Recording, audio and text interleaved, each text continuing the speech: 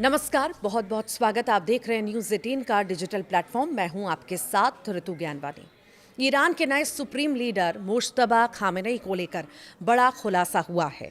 अमेरिकी और इजरायली हवाई हमलों से इसलिए बच गए क्योंकि मिसाइलों से उनके घर पर हमला होने से कुछ मिनट पहले ही वो अपने बगीचे में टहलने के लिए बाहर निकल गए थे। 28 फरवरी को इजराइल अमेरिका ने ईरान पर अटैक किया था और उसी अटैक में मुश्तबा खामेनेई के पिता अली खामेनेई की मौत हो गई थी। ईरान के नए सुप्रीम लीडर मुश्तबा खामेनेई बहुत लकी निकले। आज वो भी अपने पिता अली खामेनेई के साथ मारे गए होते, मगर किस्मत से वो बच निकले। अगर उस दिन वो अपने बगीचे में टहलने नहीं निकले होते तो शायद आज परिवार के अन्य सदस्यों की तरह उनकी भी मौत हो जाती। जी हाँ, एक ऑडियो लीक से खुलासा हुआ कि मुश्तबा खामेनेई कुछ ही सेकंड से मौत से बच गए थे। बता दें कि 28 फरवरी को इजराइल अमेरिका ने मिलकर अटैक किया था और उसी अटैक में अली खामेनेई की मौत हो गई थी। तभी नए सुप्रीम लीडर मुश्तबा खामेनेई कहाँ हैं, इसके लोकेशन का भी खुलासा नहीं हुआ है। ईरान के नए सुप्रीम लीडर मुश्तबा खामेनेई अमेरिकी और इजरायली हवाई हमलों से इसीलिए बच गए क्योंकि मिसाइलों से उनके घर पर हमला होने से कुछ मिनट पहले ही वो अपने बगीचे में टहलने के लिए बाहर निकले थे। जिस अमेरिकी इजरायली अटैक में उनके पिता अली खामेनेई और अन्य परिवार को मारा गया, उसी में मुश्तबा खामेनेई को भी टारगेट किया गया था, मगर उनकी किस्मत अच्छी रही और वो घर से बाहर निकल चुके थे, जिसकी वजह से वो मिसाइल अटैक में सेकेंड के अंतर से बाल बाल बच गए। द टेलीग्राफ को मिले एक लीक ऑडियो से पता चलता है कि मुश्तबा खामेनेई को उसी हमले में निशाना बनाया गया था जिसमें उनके पिता, परिवार और इस्लामिक रिपब्लिक के नेतृत्व से जुड़े बाकी सदस्य मारे गए थे। 28 फरवरी को स्थानीय समय अनुसार सुबह लगभग 9:32 पर जब इजरायली ब्लू स्पैरो बैलिस्टिक मिसाइलों ने उनके आवास पर हमला किया, उससे कुछ ही पल पहले वो कुछ काम से बाहर चले गए थे।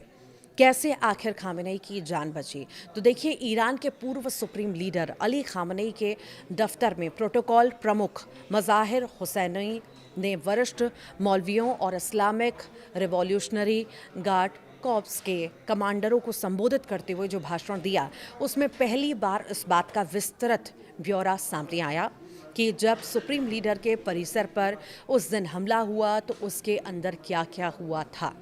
उनके भाषण की एक रिकॉर्डिंग द टेलीग्राफ के हाथ लगी है। ऑडियो के मुताबिक मज़ाहिर हुसैनी ने खुलासा किया कि इन हमलों में मुश्तबा खामेनेई के पैर में चोट लगी, जबकि उनकी पत्नी और बेटे की मौके पर मौत हो गई और उनके साले का सिर धड़ से अलग हो गया। खामेनेई के सैन्य ब्यूरो के प्रमुख मोहम्मद शिराजी का शव भी टुकड़े टुकड़े होकर बिखर गया था।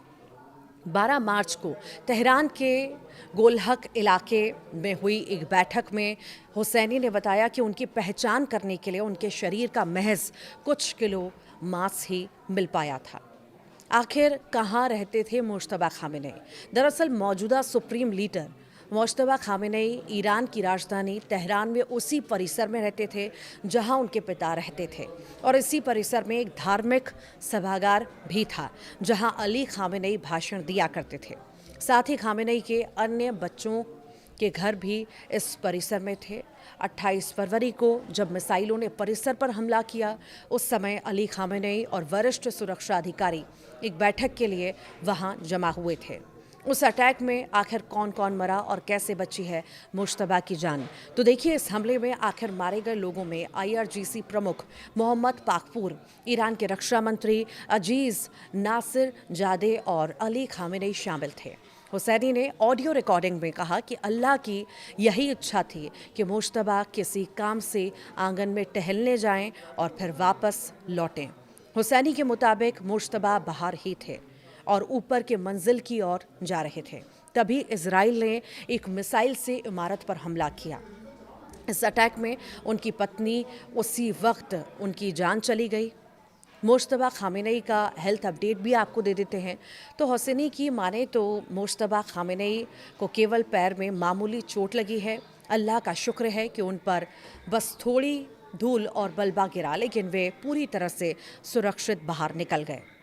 हुसैनी के मुताबिक ये हमले ऑफिस कॉम्प्लेक्स के अंदर कई जगह पर एक साथ किए गए थे और ऐसा लग रहा था इनका मकसद पूरे खामेनी परिवार को ख़त्म करना था। उन्होंने कहा, इन शैतानों ने ऑफिस कॉम्प्लेक्स के अंदर हमले के लिए कई जगहों को चुना था। उनमें से एक जगह सुप्रीम लीडर की थी। उन्होंने उस जगह पर 3 मिसाइलें दागी। आखिर मुश्तबा खामेनी अब हैं कहाँ? ये भी सवाल सबके जहन में है। गौरतलब है कि 28 फरवरी को हुए इन हमलों के बाद से अली खामेनी के किसी भी दूसरे बच्चे को सार्वजनिक रूप से नहीं देखा गया। जब मुश्तबा को सुप्रीम लीडर चुना गया, तब भी किसी ने बधाई संदेश या वफादारी का कोई वादा नहीं किया। खुद मुश्तबा खामेनी भी सार्वजनिक तौर पर अभी तक नहीं दिख पाए हैं। युद्ध शुरू होने के बाद से या उनके चुनाव के बाद के 18 दिनों में उन्हें बिल्कुल भी नहीं देखा गया। इस दौरान ट्रंप ने दावा किया कि वो कोमा में हैं। हालांकि कुछ मीडिया रिपोर्ट में ये भी दावा किया गया कि वो रूस में हैं और अपना इलाज करवा रहे हैं।